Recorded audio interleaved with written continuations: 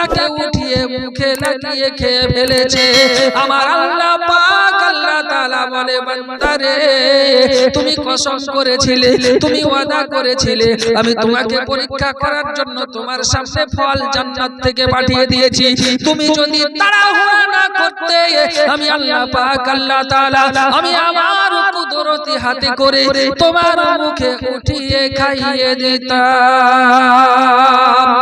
সুন্নি মুসলমান, জগতের বুকে বিখ্যাত একজন আল্লাহর ওলি হযরত মালিক ইবনে দিনার রাহমাতুল্লাহি তাআলা আলাইহি হজের উদ্দেশ্যে গুটি গুটি পাই রাস্তা দিয়ে চলতে চলতে চলে যান।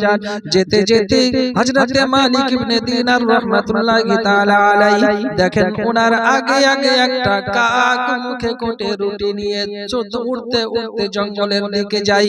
হযরত মালিক ইবনে দিনার রাহমাতুল্লাহি তাআলা আলাইহি কাকটাকে ফলো করে জঙ্গলের দিকে হাঁটতে শুরু করে দিয়েছেন। ভাই যেতে যেতে যেতে যেতে হযরত মালিক ইবনে দিনার রাহমাতুল্লাহি তাআলা আলাইহি দেখেন কাকটা আপনার উড়তে উড়তে জঙ্গলের মধ্যে একটা গাছের গোড়াতে গিয়ে বসে গিয়েছে। ওই গাছের গোড়ায় একটা মানুষ চার হাত পা দড়ি দিয়ে বাঁধা অবস্থায় পড়ে রয়েছে। কাকটা নিজের মুখে করে রুটিগুলো নিয়ে গিয়ে ওই মানুষটার মুখে ছিঁড়ে ছিঁড়ে দেয়, আর ওই মানুষটা আনন্দের সহিত খেতে থাকে। কাকটা যখন ওই জায়গা থেকে উড়ে যায়, হযরত মালিক ইবনে দিনার রাহমাতুল্লাহি তাআলা আলাইহি গুটি গুটি পাই ওই ব্যক্তির কাছে চলে যায়।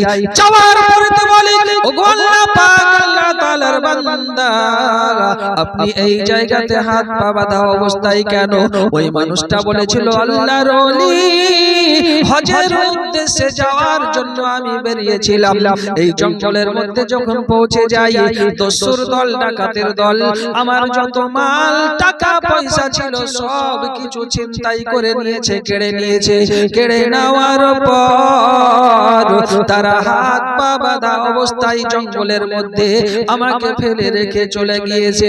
ওগো আল্লাহ পাক আল্লাহ তাআলার ওলি মালিক ইবনে দিনার, একদিন নয়, দুই দিন নয়, আজকে 6 দিন ধরে গাছের গোড়ায় আমি বাঁধা রয়েছি।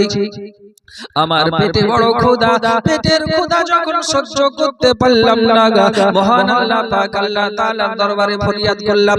আল্লাহ পাক আল্লাহ তাআলা ছোট ছোট পিপিলিকা পর্যন্ত তোমার দেওয়া রুজি খেয়ে বেঁচে থাকে, আমি সর্বশ্রেষ্ঠ জীব মানুষকে তোমার দেওয়া রুজি খেতে পাবো না।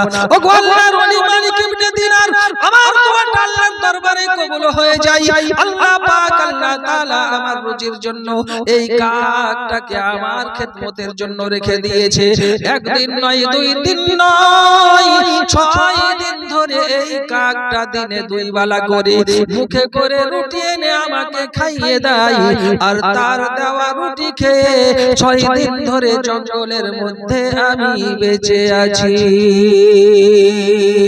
আব্বা জানেরা আমার, হযরত মালিক ইবনে দিনার রাহমাতুল্লাহি তাআলা আলাইহি এই দৃশ্য শোনার পর অবাক হয়ে গেলেন, অবাক হয়ে গেলেন। অবাক হয়ে যাওয়ার পর তার দিলের মধ্যে মায়া চলে এলো, দয়া চলে এলো। ওই ব্যক্তিটার হাত পায়ের বাঁধনগুলো কেটে দিল। কেটে দেওয়ার পর হযরত মালিক ইবনে দিনার রাহমাতুল্লাহি তাআলা আলাইহি দুইজনাতে রাস্তায় চলতে শুরু করে দিয়েছেন। ভাই যেতে যেতে যেতে যেতে কিছু দূর যাওয়ার পর ওনাদের বড় পিপাসা লেগেছে, পানির প্রয়োজন হয়েছে। এবার পানির সন্ধানের জন্য ওনারা পানির খোঁজ করতে শুরু করে দিয়েছেন। দূর থেকে লক্ষ্য করে দেখেন একটা কুয়ার মধ্যে, একটা কুয়ার কিনারায় কয়েকদল ছোট বড় হরিণ ওই কুয়ার কিনারাতে মুখ লাগিয়ে পানি পান করে হযরত মালিক ইবনে দিনার রাহমাতুল্লাহি তাআলা আলাইহি বলতে আছেন, আমি যখন ওই পানির সন্ধানে যাওয়ার জন্য কুয়ার দিকে এগোতে শুরু করে দিয়েছি, পায়ের আওয়াজ পাওয়ার সঙ্গে সঙ্গে ওই হরিণগুলো কুয়া ছেড়ে জঙ্গলের মধ্যে চলে যায়। আমি যখন কুয়ার কাছে গেলাম, কুয়ার কাছে যাওয়ার পর দেখি কিনারায় কোনো পানি নাই, কুয়ার অনেক নিচে পানি। এবার পানিটা ওঠানোর জন্য আমি মালিক ইবনে দিনার রাহমাতুল্লাহি তাআলা আলাইহি বালতি এবং দড়ি ঝুলিয়ে দিয়ে কুয়ার তল থেকে পানি উঠিয়ে পান করলাম। পানিটা উঠানোর পর পানি যখন পান করে নিলাম, আল্লাহ পাক আল্লাহ তাআলার দরবারে পাক আল্লাহ তাআলা জঙ্গলের চতুষ্পাদ প্রাণী হরিণী যখন কুয়ায় পানি পান করে আল্লাহ তারা কিনারায় মুখ লাগিয়ে পানি পান করে, কিন্তু আমার যখন পানির প্রয়োজন হলো আমাকে দড়ি এবং বালতির সাহায্যে পানি উঠাতে হলো। আমার আল্লাহ পাক আল্লাহ তাআলা গায়বী ইলহাম দিয়ে বলে মালিক ইবনে দিনার হরিণটার লক্ষ্য ছিল, আশা ছিল, ভরসা ছিল আমার উপরে, তারা আমার উপরে ভরসা করেছে। আমি আল্লাহ পাক আল্লাহ তাআলা তাদের নাগালে পানিটাকে পৌঁছে দিয়েছি। তোমার ভরসা দড়ি এবং বালতির উপরে, এই জন্য তোমাকে দড়ি এবং বালতি নামিয়ে পানি তুলতে হয়েছে। ওগো মালিক, যদি তুমি আমার উপরে ভরসা রেখে কুয়াতে হাত বাড়িয়ে দিতে আমি আল্লাহ পাক আল্লাহ তাআলা তোমার হাতে নাগালে পানি পৌঁছে দিতাম। হযরতে মালিক ইবনে দিনার রাহমাতুল্লাহি তাআলা আলাইহি বলছেন, আমি যখন কুয়ার কাছে পানি আনতে গেলাম তো পানি অনেক নিচুতে, আমাকে দড়ি এবং বালতির সাহায্যে পানি উঠাতে হলো। আল্লাহ পাক বলছেন মালিক হরিণের ভরসা ছিল আমার উপরে, এজন্য আমি তার নাগালের মুখের কাছে পানি পৌঁছে দিয়েছি। তোমার ভরসা ছিল দড়ি এবং বালতির উপরে, এজন্য তোমাকে দড়ি বালতির সাহায্যে পানি উঠাতে হয়েছে। মুআজ্জাজ মুহতারাম, তাহলে আমাদের প্রতি আমাদেরকে আল্লাহর উপরে ভরসা রাখতে হবে। যদি আল্লাহর উপরে ভরসা রাখা হয়, কোরআনুল মাজিদ প্রমাণ দেয় ওমা ইয়াতাওয়াক্কাল আলাল্লাহি ফাহুয়া হাসবু, যারা আল্লাহর প্রতি ভরসা রাখে, যারা আল্লাহর প্রতি তাওয়াক্কুল করে আল্লাহ তাআলা তার জন্যই যথেষ্ট। জোরে বলুন সুবহানাল্লাহ।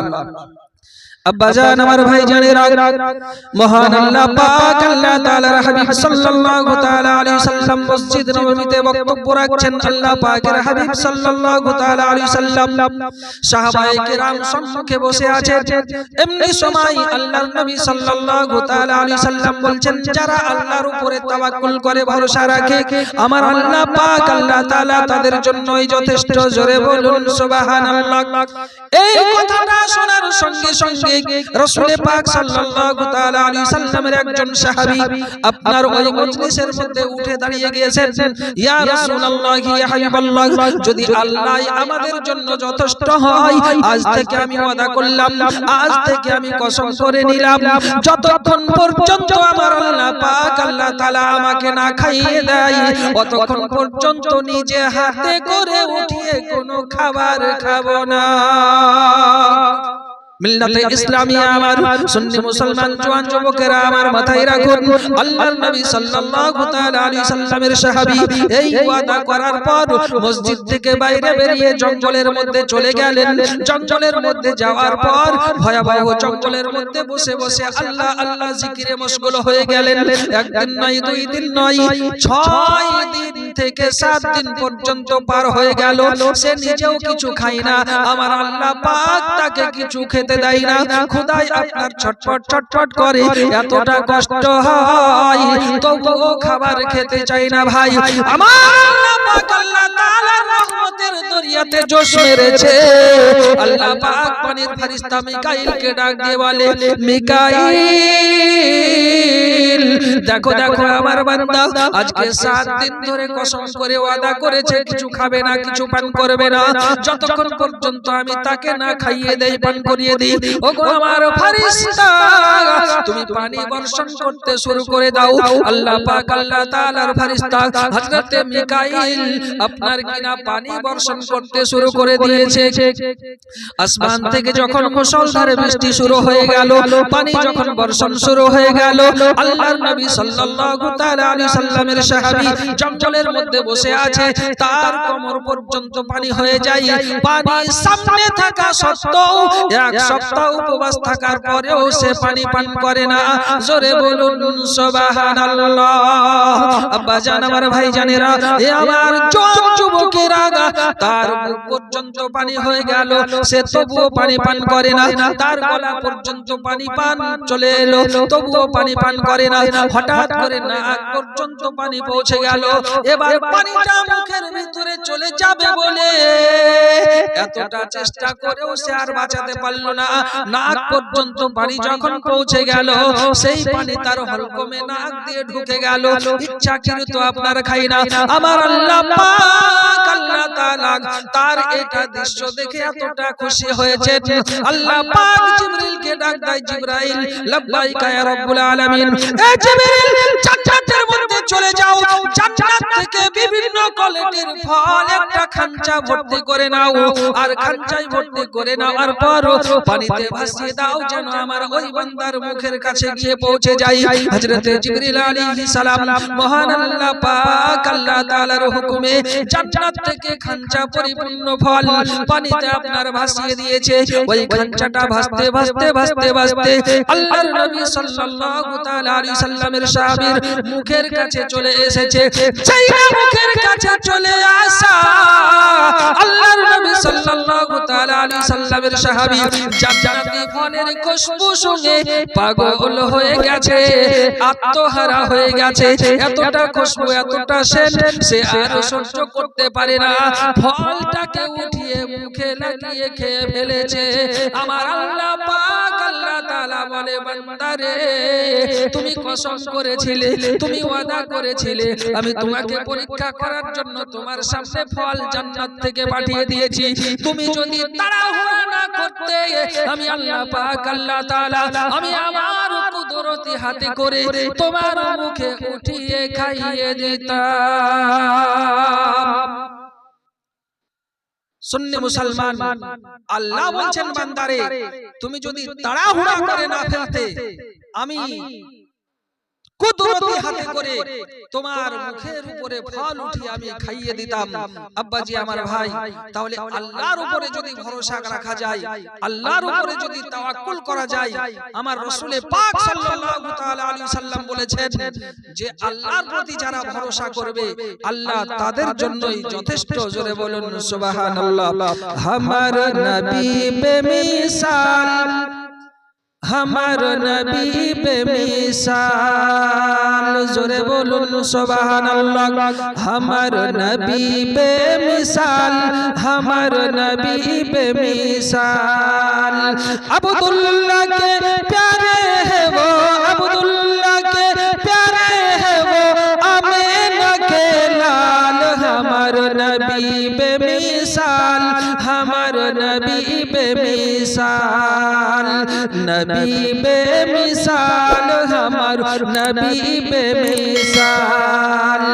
जे नबी माए बाप के मर्तबा को बतला, ओहे प्यारे नबी जब ए दुनिया में आला। जोरे बोलुन सुबहानल्लाह।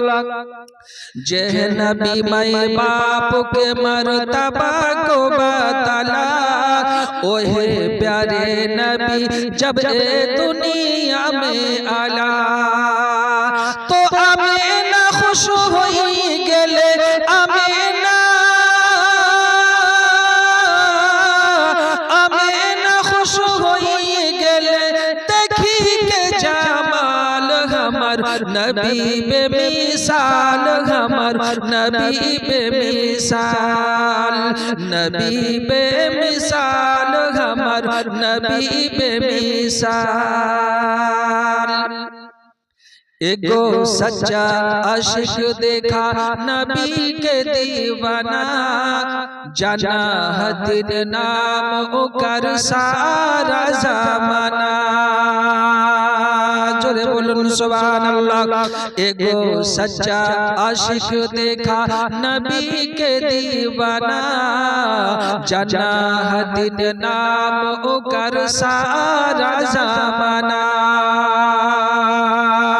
सूरज जैसा न चमके लावो, सूरज जैसा न चमके लावो, सूरज जैसा न चमके लावो, नमः के बेलाल। हमार नबी बेमिसाल, हमार नबी बेमिसाल, नबी बेमिसाल, हमार नबी बेमिसाल।